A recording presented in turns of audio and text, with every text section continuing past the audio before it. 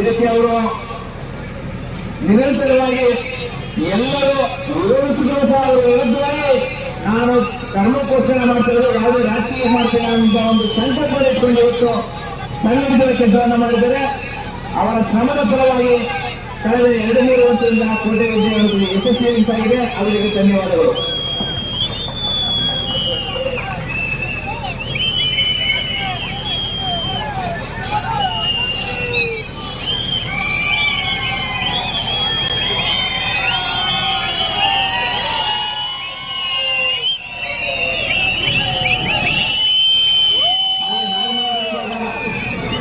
ದೀಪಾಲಂಕಾರ ವ್ಯವಸ್ಥೆಯಲ್ಲಿ ನಮ್ಮ ಬೆಟ್ಟನಹಳ್ಳಿಯ ರವಿ ಬಹಳ ಎಕ್ಸ್ಪರ್ಟ್ ಆಗಿದ್ದಾರೆ. ಯಾಕಂದ್ರೆ ನಾಗಮಂಗಲದಲ್ಲಿರುವಂತಹ ಪ್ರತಿಯೊಂದು ಕಾರ್ಯಕ್ರಮದಲ್ಲಿ ಅವರು ಲೈಟಿಂಗ್ ವ್ಯವಸ್ಥೆಯಲ್ಲಿ ತನ್ನದೇ ಆದ ಪರಿಣಿತ ಕೆಲಸ ಮಾಡ್ತಿದ್ದಾರೆ.